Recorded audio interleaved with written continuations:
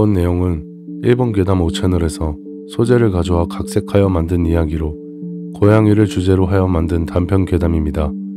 이미 원작의 글은 너무 많이 만들어져 있어 간단한 각색으로 만들어 보았으니 재미있게 시청 부탁드립니다. 5채널에서 존재하는 원작 괴담은 번역된 글이나 유튜브 영상도 많으니 궁금하신 분들은 보고 오시는 것도 좋을 듯 합니다. 동굴소울이 일본 각색 괴담 제목 고양이의 장례식. 나한테는 어릴 적부터 키워오던 고양이가 한 마리 있었다. 20살에 부모님 집으로부터 독립하고 나서 지금까지 혼자 살아왔는데 술을 그닥 좋아하지 않는 성격이라 회식이 있으면 어떻게든 빠져서 집에 오고 친구들을 만나도 커피만 마시고 헤어지는 편이었다. 그렇게 늘 집에만 있는 나는 조금 외로움을 느꼈던 것 같다. 그래서 반려동물 한 마리를 키워보자 굳은 결심을 했고 알아보던 와중에 펫샵보다는 보호소를 한번 가보는 게 좋다고 생각해 보호소를 돌아다녀 봤었는데 그 고양이는 새끼였을 적에 누군가에게 버려져 보호소로 오게 된 고양이였다. 그렇게 생각한 이유가 있었는데 그 고양이 귀 한쪽이 잘려 있었기 때문이었다.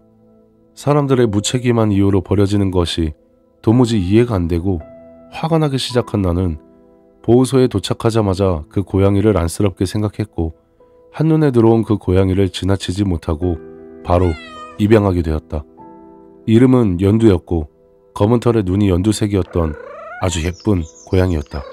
연두는 나와 함께 무려 12년을 살았고 지금은 내 곁을 떠났지만 아직도 나는 잊혀지질 않고 있다. 어느 날 일을 마치고 집에 돌아와 보니 차갑게 식어있던 연두를 보고 멍하니 서 있기만 했다.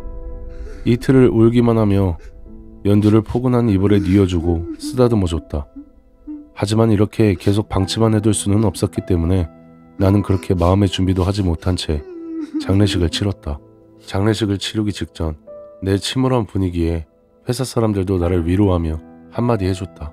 연두 장례식 잘 치러주고 집으로 돌아갈 때는 다른 길로 돌아가야 한대.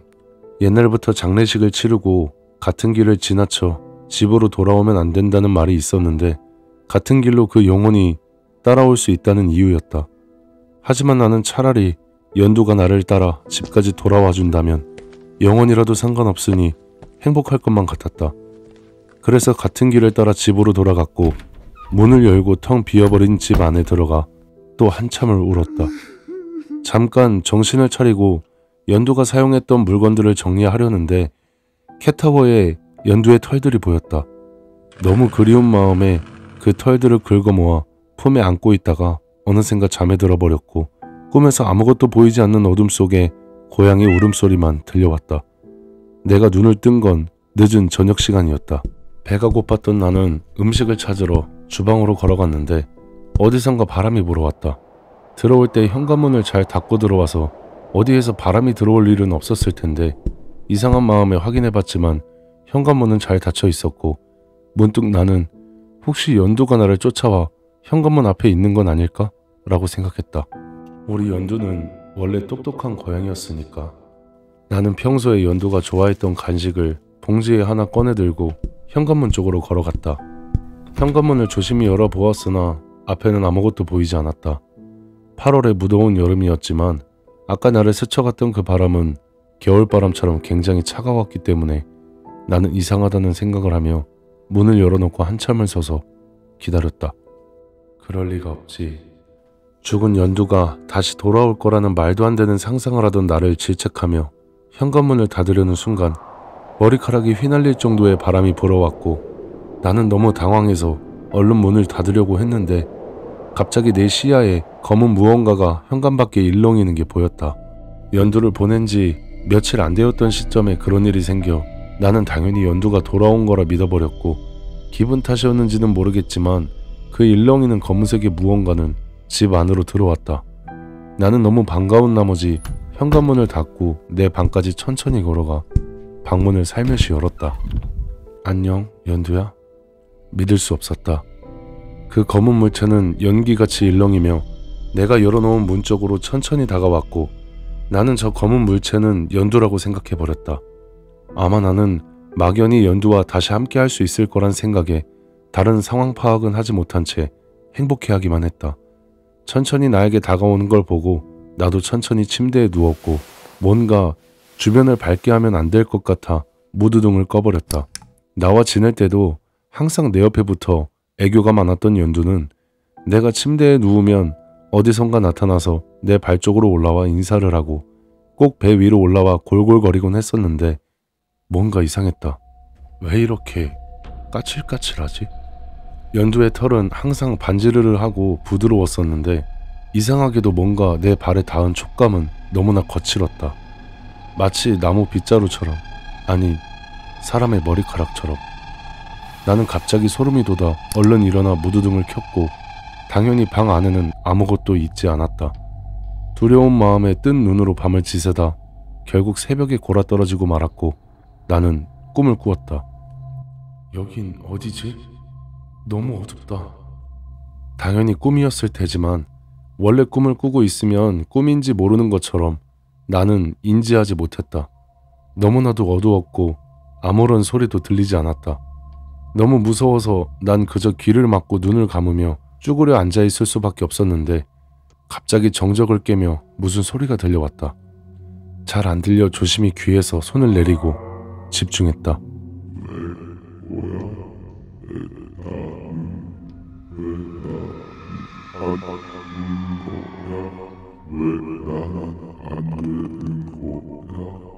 나는 그때 깨달았다. 나를 따라왔던 영혼 같은 그 무언가는 연두가 아닌 다른 존재라는 것을. 장례식을 마치고 돌아오던 그 길에는 무수히 많은 무덤들과 화장터들이 있었다는 걸. 나는 화들짝 놀라 잠에서 깨어 주변을 둘러보았지만 역시 아무것도 보이지 않았다. 휴대폰에서 알람이 울리고 있었고 오전 7시였다. 그때는 그저 알람을 울려준 휴대폰에게 고마움을 느끼며 터덜터덜 방에서 나가 출근 준비를 했다. 그런 꿈을 꾸고 난 이후로 나는 계속해서 이상한 일에 휘말리게 되었는데 한날은 집에 있는데 갑자기 창문에 무언가가 노크를 하는 소리가 들리기도 했다. 도대체 왜 이러는 거야? 여긴 4층이란 말이야. 제발 그만 좀 해. 매일 밤 악몽에 시달렸고 그 검은 물체의 속삭임은 이제 평상시에도 들려오는 듯했다. 업무에 집중이 되지 않아 자꾸만 상사에게 꾸지람을 듣게 되었고 나는 작은 소리에도 깜짝깜짝 놀라기 시작했다. 그러던 어느 날 회사 동료가 나의 어깨에 손을 올리며 말을 걸어왔다. 너 괜찮아? 그때 장례식 날 너가 얘기했던 말을 들었어야 했는데 지금까지 겪어왔던 일들을 동료에게 얘기해주며 신세한탄을 했고 동료는 입을 벌리고 이야기를 듣고 있었다. 정말 그런 일들이 있었단 말이야? 그럼 그 귀신은 왔는데 연두는 왜 안 온 거야? 바로 대답하지 못하고 그저 동료만 바라보고 있을 수밖에 없었다. 혹시 내가 연두에게 실수를 했던 게 있던 걸까? 아니면 죽어가던 그 시간에 곁에 있어주지 못해서일까? 동료에게 대답은 하지 못한 채 퇴근 시간은 다가왔고 집으로 가는 도중에 회사에서 동료와 얘기했던 게 생각났다. 아무리 그래도 우리 같이 12년을 살았는데. 연두에 대한 미안한 감정도 있었고 다른 한편으로는 서운한 마음에 나는 연두를 놓아둔 납골당에 들려야겠다는 생각을 했다. 연두가 좋아했던 간식이라도 하나 사가려고 했지만 내가 다니고 있던 회사 근처에는 동물용품점이 어디에 있는지 몰라서 휴대폰으로 검색해보니 흐르는 하천을 따라 밑으로 쭉 걸어 내려가면 큰 애완용품점이 하나 있었다.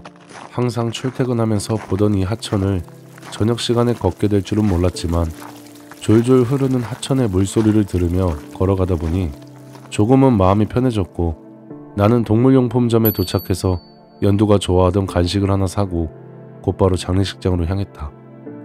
안녕 연두야, 잘 있었어? 너가 좋아하던 것도 사왔어. 그때 너가 따라온 줄 알았는데 다른 집의 어느 분이었지 뭐야. 덕분에 매일 악몽 꾸고 있어. 이제 어떻게 해야 하지? 연두에게 푸념을 하듯 앞에 놓여있는 의자에 앉아 주절주절 대고 있는 나를 가끔씩 지나가는 사람들이 이상하게 보긴 했지만 나는 아랑곳하지 않고 떠들어댔다. 근데 그 사람도 누군가가 안 찾아와서 서운한 걸까? 왜 자기는 안 되냐고 그러더라고. 아, 이제 가봐야겠다. 다음 날에도 출근을 해야 했기 때문에 아쉬운 마음을 뒤로하고 연두가 담긴 유리단지 옆에 간식을 놓아둔 채로 나는 다시 집으로 향했다. 잠이 들기 두려운 마음에 꽤 오랜 시간 샤워를 했지만 결국 목적지는 내 방이었다. 그렇게 나는 다시 꿈을 꾼다. 항상 똑같은 말만 얘기하는 그 검은 형태는 며칠이 지났지만 역시 똑같은 말을 한다. 그런데 말을 듣고 있으니 오늘은 뭔가 슬픈 기운이 느껴졌다. 하지만 이런 상황에서 나는 사과를 할 수 있는 방법밖에는 없었다. 정말 죄송해요. 꿈속에서 꽤나 오랜 시간 동안 사과를 했지만 오히려 그 형체의 목소리는 점점 격해지기만 했다. 그것의 눈은 갑자기 빨개지며 소리를 질러댔고 나에게 점점 다가왔다.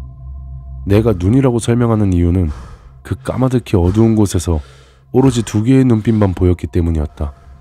그 눈빛은 엄청나게 흔들리며 내 쪽으로 다가오고 있었고 이상하게도 내 몸은 전혀 움직이질 않았다. 나는 그 형체가 다가오는 걸 보고만 있을 수밖에 없었다. 거의 코앞까지 다가왔을 때 나는 이제 죽었다는 생각만 들었고 연두의 얼굴이 떠올랐다. 그 순간 갑자기 저 멀리서 고양이의 울음소리가 들려왔다. 혹시 연두야? 갑자기 주변이 조금씩 환해지기 시작했고 종아리 쪽에서 무언가 굉장히 부드러운 감촉이 느껴지며 이상하게도 내 불안감은 한 번에 사라졌고 그 검은 형체는 갑자기 멈칫하며 뒷걸음질 치기 시작했다.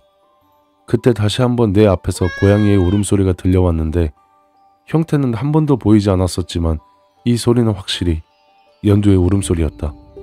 검은 형체는 점점 작아지더니 이내 사라져버렸고 나는 주변을 둘러보며 연두를 찾았다. 하지만 아무리 찾아봐도 연두는 보이지 않았고 그렇게 난 잠에서 깨어났다.